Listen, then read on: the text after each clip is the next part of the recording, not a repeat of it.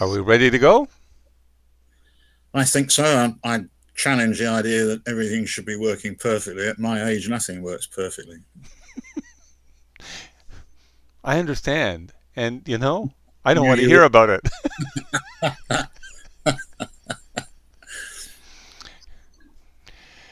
Welcome to the Xylem Group on Fire Talk. My name is Robert Ballantyne, and joining me today is John Bruce.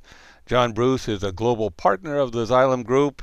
He's a director of the UK Policy Governance Association, and he's a visiting fellow at the Faculty of Management, Cass Business School. Welcome, John. Thank you, Robert. And I see over in chat we have a number of our other partners. We have Linda Steer in North Carolina, and we have Sherry Jennings in the state of Washington, and I'm in in British Columbia, Canada. And welcome to anybody who's watching this. As consultants, one of the things we are asked a great deal is, what about board diversity? And people are always trying to renew their board. They're looking for the people they want to have on their board. And nowadays they're told you need to have a diverse board.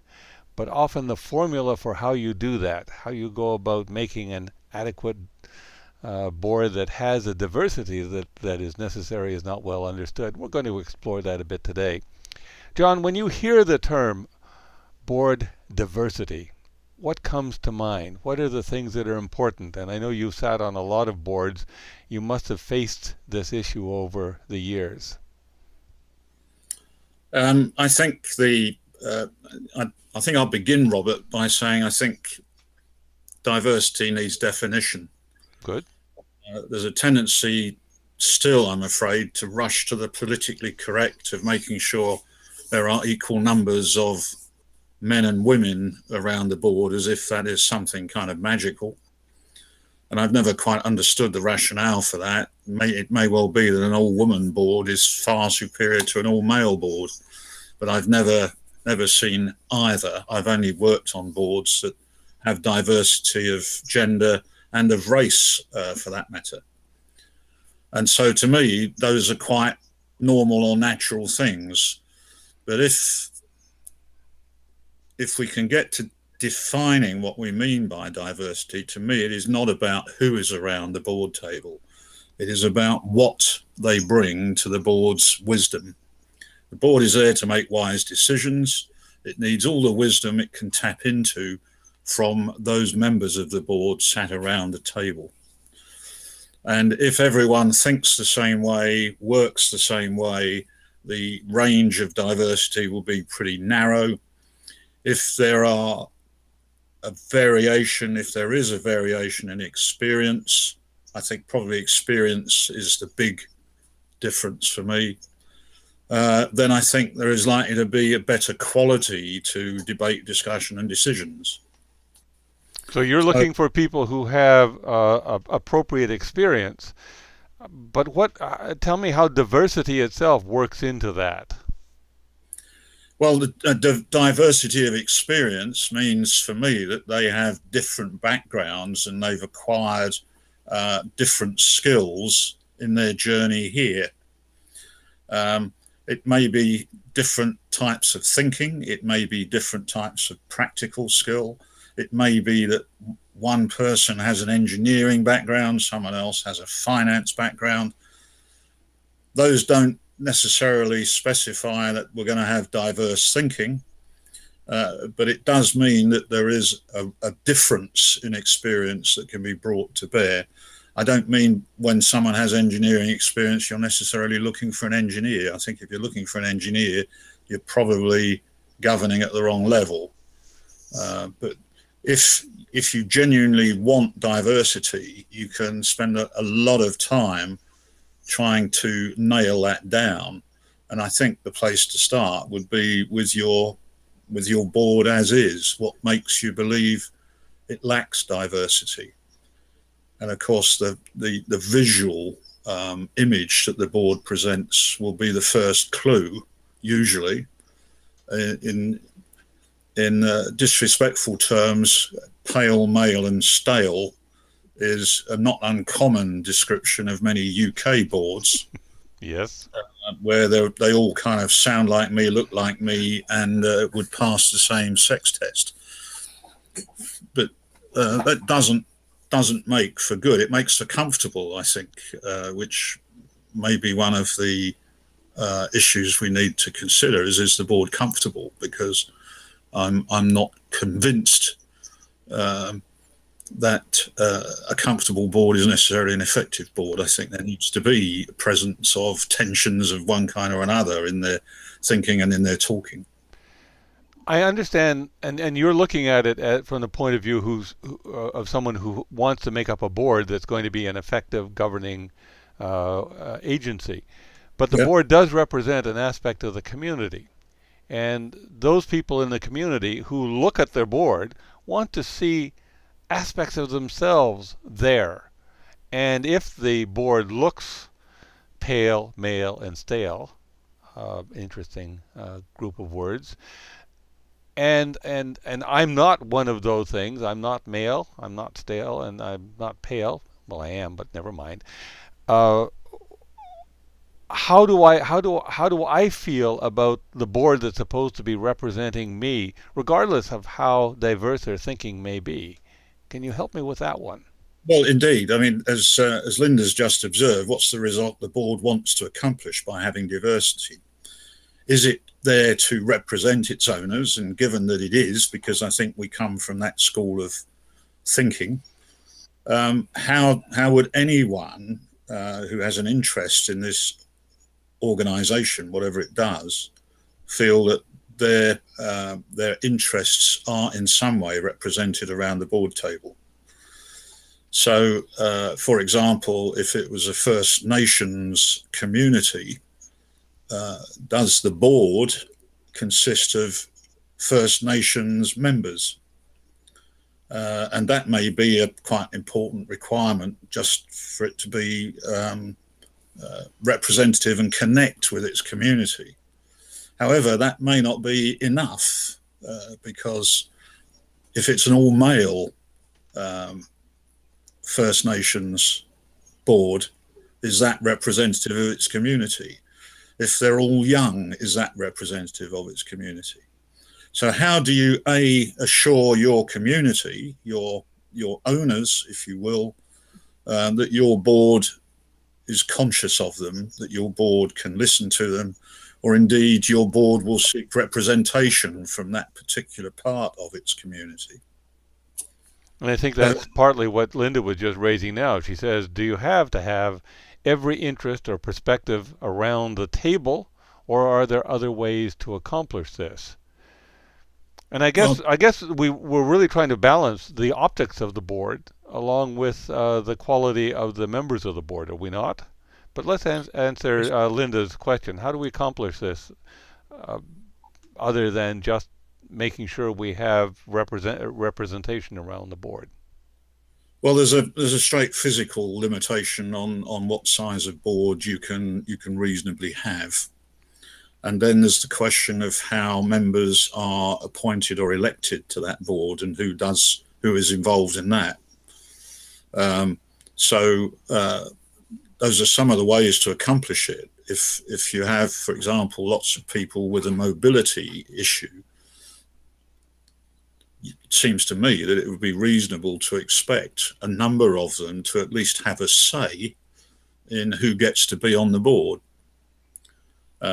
because if they have a disability of some kind, and the whole board is made up of people without disability, how can you feel that the board has any experience of disability, particularly if its purpose is to provide some kind of benefit to people with disabilities?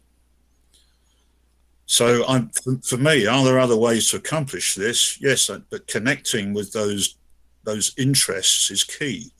And for me, you would connect with them through the recruitment process, prior to the recruitment process. And you would probably stand up and be counted about it at least at the annual meeting. So we've appointed this person, this was the process that we went through, these This was the engagement with those who have an interest in what we do, and they're still here 6 months later, and we haven't any reason to believe we did anything other than make a first-class appointment. Well, you talked a little bit about recruitment, and I think that that's a really interesting aspect of all of this. Most boards are not what you would call uh, uh, positions that people desperately want, that they have ambitions to be on a particular board. And in many cases, in most cases that I'm familiar with, recruiting means going and finding somebody and convincing them that they should be on the board. And who does that? That that recruiting is usually left to the nominating committee, which is often just one person. And that one person usually decides on what the future makeup of the board is going to be. John, tell me a little bit about your experience in recruiting board members. How that person is the kingmaker. That's the person who's going to decide who's going to be on the board, and therefore probably the values that the board is going to hold in the future. That recruiter, maybe the past president or whomever has been invited to be the recruiter, is a very important part of this process, I should think. How is that person guided?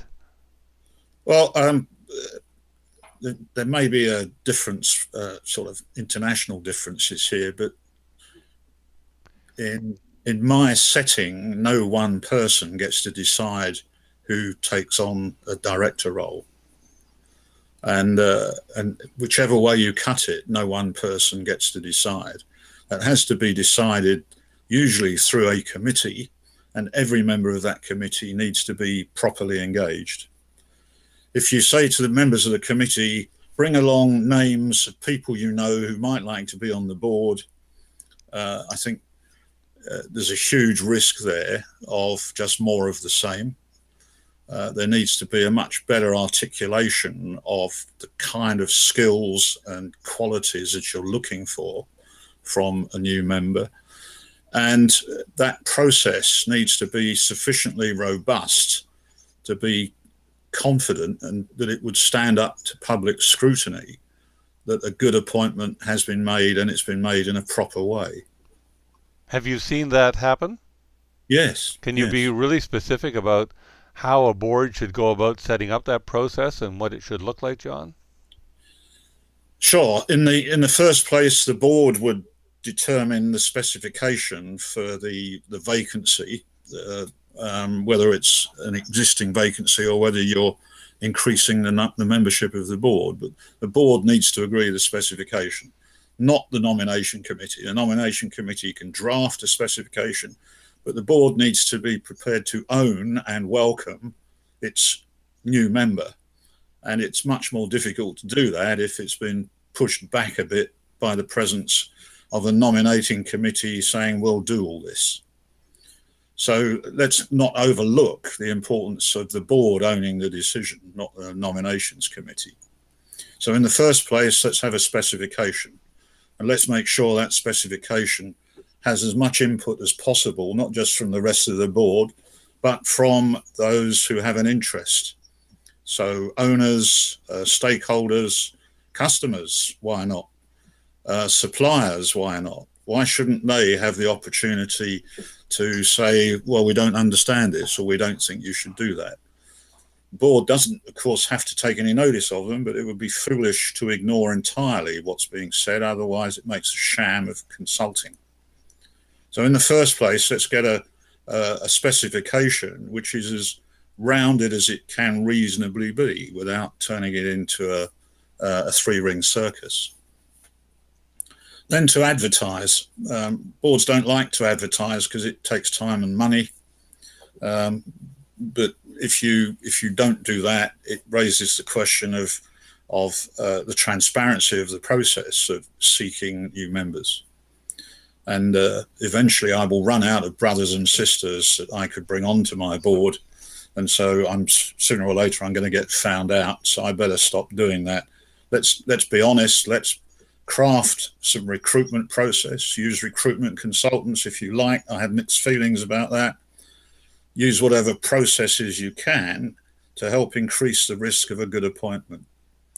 You would then from that process, using the nominations committee members, create a long list of candidates, those who, at least on the face of it, should go to the next stage. And then the nomination committee looks long and hard at that long list to cull it down to a shorter list. And it can share that short list if it wants to with the board. It may not want to go public on it because there's all the risk of embarrassing people by it being known that they've been shortlisted and they don't get it and they're obviously not a good person, all that kind of nonsense. Yeah. So let's get to the shortlist, and then who is going to determine from the shortlist who will be first choice or second choice or third choice. And you need a process that enables, I think, as many people as possible to cast their eye upon that shortlist. And I've been in situations where staff, suppliers, commissioners, a whole range of stakeholders can be invited to come and see them, come and listen to them, come and ask them questions. What they cannot do is decide who gets the job. That's the purpose of the board. So the nomination committee then takes in all that information, plus any additional information it's gleaned itself by interviewing, for example, or psychometric testing, for example, and then determines whether A, there is a suitable candidate, B, if there is another suitable candidate, and then can either, depending upon where the board sits on this, can either go ahead and offer the job, or we'll go back to the board for the board having the final opportunity to decide who it will be and talking them through the process. And that's, as far as I'm concerned, that's helped us get good appointments. Ironically, it helped us get an awful appointment as well. So I don't claim that it is perfect. It's probably the pursuit of perfection. One of the things I do like about it, though, is that the board is taking real responsibility for recruiting its own members and therefore reestablishing itself in the community in the future, and it's not leaving it up to somebody else, which is what I see again and again. Linda asks, is recruitment more geared to how it looks and who won't be a problem, or truly to the full, diverse discussions to accomplish the best results? And I think we're going to wrap it up after we explore that a little bit, John. I think, I mean, it's a really great question, Linda. I think my experience with using search consultants is that no matter what you say, if they're experienced in your kind of industry, they will still find who they think you want rather than who you think you want. And it can be quite frustrating, that process, because there's a lot of time and money spent to no good effect. So whoever is involved in the search process needs to understand this is deadly serious. It is absolutely serious. It's among the most important decisions boards get to make within their own gift. And if you just want another one the same, then I don't think I'd want to serve on a board that wants more and more of the same, or it's Fred's turn or something like that. You have to be able to challenge yourselves. You have to, the person that you eventually appoint, let's be optimistic and say that you will appoint someone, will be persuaded in part by the process they go through. And if you are a five-star organization, that process of appointing a new member to the board needs to be a five-star process. And you've got to walk the talk. Linda does say thanks. John, we're talking about large boards with considerable resources. Can you see a fairly obvious and simple way to scale this down to a small board that doesn't have a whole lot of resources, so that the board can still take that kind of responsibility for making sure that they find people that understand the values of the organization, are prepared to do the work of a board, and provide the diversity of thought that we obviously need to have on our boards? And the differences of opinion. I hear you welcome differences of opinion on the board. You really don't want a group of people who nod in agreement every time something comes up. How can we Correct. scale this down? Can you see a way to do that? Um, I think it's very driven by the context. I was trying to think of a small organization where I was a charity trustee, and it was mostly word of mouth.